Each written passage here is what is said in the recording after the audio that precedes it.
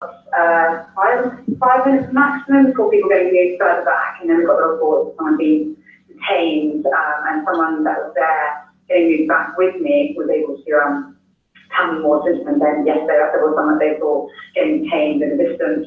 We're looking at images of that as we speak to you, Chloe, actually, of an individual being held on the ground by a number of people.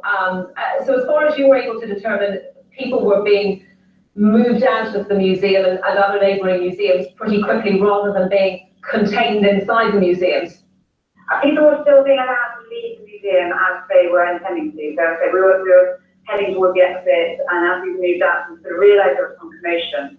But as one of your other guests was saying, it's very calm. People weren't sort of panicking. By the time I came down, within minutes, people were being very calmly sort of going, I was trying to leave the museum, and I was therefore allowed to leave, and immediately ushered in one direction.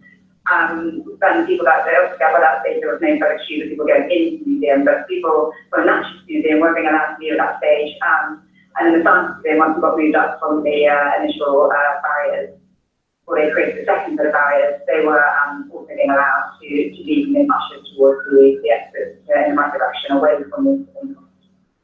And it's quite remarkable, actually. You were just saying, Chloe, about how people seem to be very calm in the pictures that we were just looking at a second ago of the individual being held on the ground, people walking by, very close by, but at least not appearing to panic and not running from the scene. So it sounds like everything was contained very, very quickly.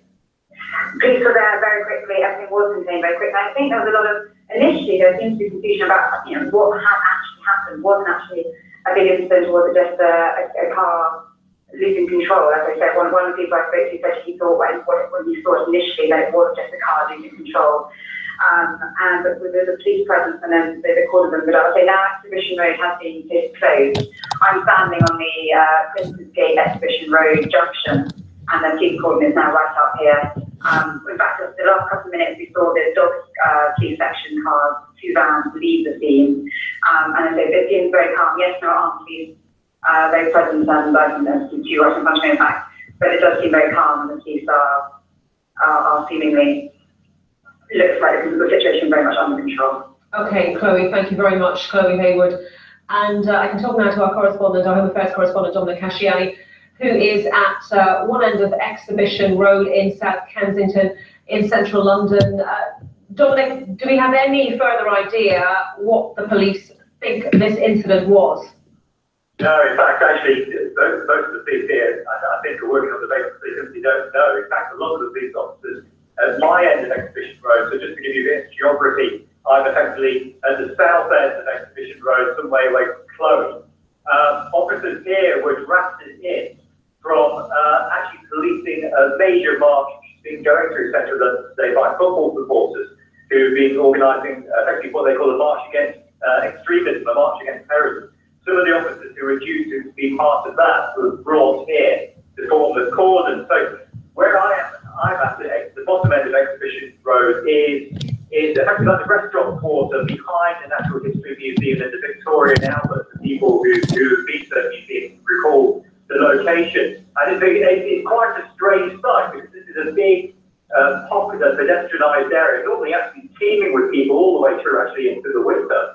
And it's absolutely desolate here. We have a line of police officers, an awful lot of tape, and if I look literally 10 yards ahead of me, I can see tables and chairs scattered as people were evacuated from the area. Now, not just the kind of stampede, but clearly people were told to get up very quickly. You can see bags, you can see coats, I can see wine glasses, half drunk meals on some of the tables.